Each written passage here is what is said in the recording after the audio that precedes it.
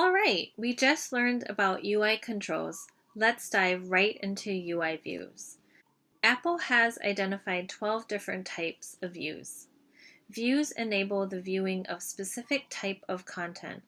This content can range from texts, images, video, web, maps, and much more, which we will learn about today. So here we have action sheets pictured. It easily allows users to complete a task via several options and get back to what they're doing. Here's activity views, which I'm sure many of you guys are familiar with. The activity, for example, for iOS allows us to text something, to email something, to add it to our reminders, add a note. And these are alerts. I'm sure many of us are familiar with alerts. In this example, the alert wants to access your location while you're using the calendar app. One thing to keep in mind in terms of UX when incorporating alerts in your application is that the less alerts you present, the more effective your alerts will be. Users do not like to be bothered by too many alerts while using an app. So decide what alerts, if any, are necessary. Alerts should provide users with 2 button options and no more. Give alert view button short titles such as OK, cancel, view all, don't allow or allow in this case. Avoid providing the choices yes and no to the user. Many of you are probably very familiar with collections view. This view manages the presentation of items, typically images presented on the user interface. In this case, the collections view manages the display of thumbnail images of the photo app.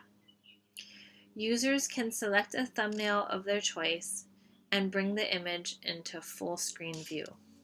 Simply put, the image view allows for the display of images. Image views can support the display of one or more photos. You may want to include controls such as page controls if your image view holds more than one photo. This is probably another familiar content view for many of you. Whether you're using a map app or a venue finder app, maps present areas of interest as it relates to the user's location. Most often, users can toggle between a satellite image and/or street view. As a designer, you will have to decide if you will provide users a map view.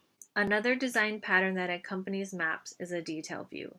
Design and development has done a fabulous job mimicking actions that are familiar in the non-digital world, like turning the pages of a book. The page view controller enables you as a designer to explore, including this option in your app if it meets the goals of your app. Popovers are transient views that allows a user to complete a task or fill out a form when a control is tapped. Here, the user has tapped the plus sign button of the calendar app, and that triggers the appearance of the popover. In this case, the popover allows a user to create a new event. The scroll view enables users to scroll through content. The scroll view can be programmed to scroll either horizontally or vertically. As a designer, you will have to decide which way your content should scroll. Typically speaking, the split view controller is commonly used when designing for a tablet device. As you can see, larger screen real estate enables the designer to plan for a primary pane that opens up to a secondary pane. The table view is not simply a table view. I like to refer to it as the mighty table view. Not only can it serve as a navigation system for your app, it's very easy to display small and large amounts of data in a simple and elegant way. The table view provides a list of options from which users can select, a way to display organized information, and a way to display conceptually grouped information. So for this example, accounts is grouped information. iOS offers 2 types of table views. The plain table view has a simple header, in this case, more, followed by labeled rows. The group table view rows are displayed under a header, maps here, and then a subheader, navigation voice volume, giving users different options to control the volume. Table views offer designers and developers ways for their users to interact with content provided in table views. These interactions include deleting a row, accessing more information when tapping on a particular cell or inserting a row.